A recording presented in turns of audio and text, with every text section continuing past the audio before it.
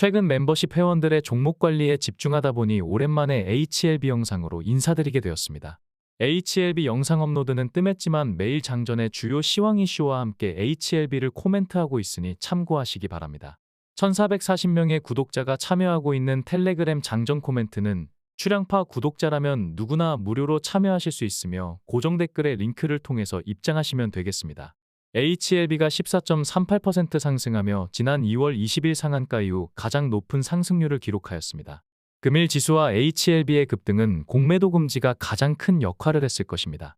그러나 단순히 공매도 이슈로만 상승했다면 단기 반등에 그칠 수도 있기 때문에 공매도 금지 이외에 어떤 모멘텀이 상승 동력으로 작용했는지 체크해보는 것은 중요한 의미가 있을 것입니다. 참고로 지금까지 공매도 금지는 총 4차례 있었으며 코로나 팬데믹 기간을 제외한다면 지수에 끼치는 영향력은 생각보다 제한적이었습니다. 코로나 팬데믹 기간 또한 역대급 유동성으로 상승 랠리가 펼쳐진 것이기 때문에 공매도 금지로 상승했다고 하기에는 무리가 있습니다. 다만 공매도 공세로 상대적으로 눌림폭이 컸었던 2차전지나 HLB 같은 종목들이 제자리를 찾아가는 과정이 나올 것을 예상하는 것은 큰 무리가 아닐 것입니다. 파월 연준 의장은 지난 2일 FOMC 기자회견에서 노동시장이 둔화되지 않는다면 금리를 더 올릴 수 있다고 발언했기 때문에 고용지표는 현재 기준으로 가장 주목해야 하는 경제지표가 되었습니다. 우리 시간으로 지난 금요일 밤 9시 30분에는 고용 관련 가장 중요 지표라고 할 수 있는 미국 노동부의 10월 비농업 고용지표가 발표되었습니다. 해당 지표에 따르면 신규 고용이 예상치를 큰 폭으로 하회하며 노동시장이 상당히 둔화되었다는 것을 확인 주었습니다. 10년물 국채금리는 14bp 이상 하락하며 출향파가 변곡의 정점이라고 강조한 4.75%를 추가로 하회하며 변곡의 기준점이라고 말씀드린 4.5%까지 하락했습니다. FOMC 이후에도 견조했었던 2년물 국채금리 또한 10bp 이상 하락으로 4.85% 수준까지 내려가며 미국 3대 지수의 추가 상승을 이끌었습니다. 금일 공매도 금지 이슈가 없었더라도 지난 금요일까지 미국 3대 지수 상승 랠리가 이어졌고 FOMC 이후에도 견조했었던 2년물 국채금리도 큰 폭으로 하락했기 때문에 금리에 민감했던 2차전지나 바이오 섹터는 이미 상승이 예고되었다고 할 수 있었습니다. 이러한 분위기 속에 개시된 공매도 금지는 타오르는 불의에 기름을 끼얹은 모양새가 되었다고 할 수 있겠습니다.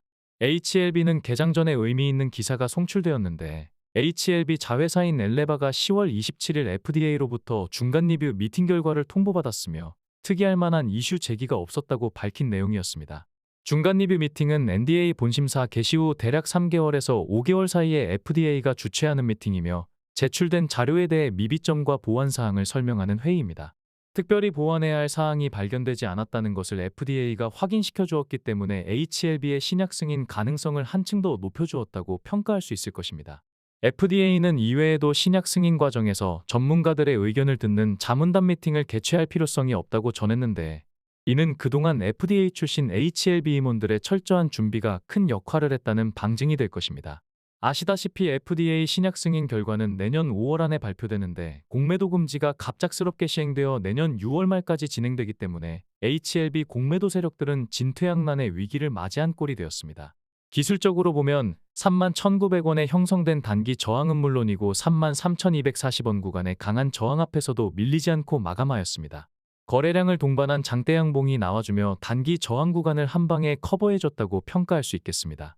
자주 강조드렸듯이 62평을 하회하는 거래량과 소소한 일봉은 주요 저항 앞에서 단기 조정을 받을 가능성이 크지만 거래량을 동반한 장대 양봉이 나올 때는 웬만큼 중첩된 저항 구간도 쉽게 뚫어낼 수 있기 때문에 단기 대응에 있어서는 당일 거래량과 일봉의 에너지에 따라 대응 전략을 달리해야 할 것입니다.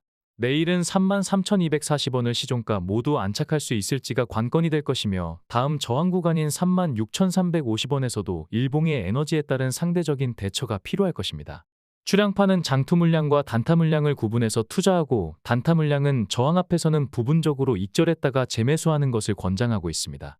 저항이라는 것은 해당 구간의 매물대와 심리적 저항도 고려해야 하며 강한 저항을 작은 거래량과 소소한 일봉으로 돌파 시도하면 단기 조정 파동이 나올 가능성이 많다는 것을 유념하시면 효율적인 매매 전략을 세울 수가 있을 것입니다.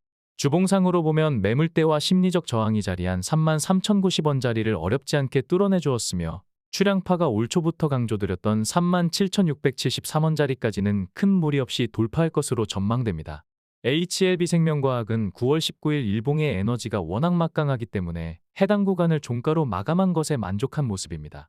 일반적인 상황이었다면 윗꼬리를 남기기에 충분한 자리였지만 강한 저항 앞에서 종가를 바짝 들이밀었다는 것만으로도 추세의 강도를 확인하실 수 있을 것입니다. 최근 상대적으로 낙폭이 컸었는데 9,790원 위에서 안착한다면 해당 구간 위로는 좀 더 수월하게 상승폭을 넓힐 수 있을 것으로 판단됩니다. HLB 제약은 9월 12일 저항 앞에서 윗꼬리를 남긴 모습입니다. HLB 생명과학은 저항 앞에서 윗꼬리 없이 당당하게 마감한 반면 HLB 제약은 윗꼬리를 남겼기 때문에 다소 약한 모습이라고 판단할 수도 있지만 전체적으로 생명과학보다 저항의 에너지가 큰 자리이기 때문에 이 정도면 강한 저항 구간에서 나름 선방했다고 할 수 있겠습니다. 이외에 HLB 그룹주들은 다음 방송에서 안내하도록 하겠습니다. 금일 HLB 거래량이 의미있게 나와주었기 때문에 앞으로는 HLB 그룹주 영상을 자주 업로드할 예정입니다. 코스피는 철강금속과 화학 섹터가 강세를 보였는데 철강 섹터 내에는 2차 전지로 분류되는 포스코홀딩스와 포스코스틸리온이 각각 19%와 17% 상승으로 섹터 내에서 압도적인 거래 금액과 상승률을 기록했기 때문에 사실상 2차 전지 관련 섹터라고 할 수 있겠습니다.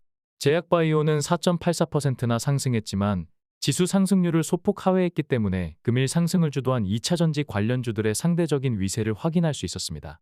코스닥은 역시나 2차 전지가 포진한 전기전자가 초강세를 보였습니다. 업종 상승률이라고는 믿기지 않을 만한 21.8%의 상승률을 보여주었으며 화학 섹터가 6.98%로 뒤를 이었습니다. 제약 섹터는 4.82% 상승하며 섹터 상위권에 이름을 올렸습니다. 코스피는 개인의 매물을 기관과 외국인이 받아주었으며 코스닥은 기관의 관망 속에 개인의 매물을 외국인이 받아주었습니다. 외국인은 현물 시장은 물론이고 선물 시장에서도 매수 공세를 펼치며 차기 행보에 기대감을 주고 있습니다. HLB 주가와 지수 섹터를 비교해보면 코스닥 지수와 제약 섹터가 최근 반등하고 있지만 HLB의 반등세가 훨씬 더 가파르다는 것을 확인할 수 있습니다. 직전 방송에서도 말씀드렸듯이 그동안 주가는 지지부진해 보였지만 HLB 주가가 8월 말 이후로는 지수나 섹터보다 상대적으로 선방했다는 것을 알 수 있으며 이러한 흐름은 공매도 금지 이후에도 크게 달라지지 않을 것으로 전망됩니다. HLB 수급은 기관의 관망 속에 개인이 96만 주의 매물 폭탄을 쏟아냈지만 외국인이 97만 주 순매수로 고스란히 받아간 모습입니다. 최근 1개월 수급을 합산하면 개인은 90만 주를 순매도하였고 외국인은 23만 주를 순매수하였으며 기관은 69만 주를 순매수하였습니다. 최근 기관의 수급이 가파른 상승세를 보이며 1년 수급에서도 매수매도의 차가 거의 줄어든 모습입니다.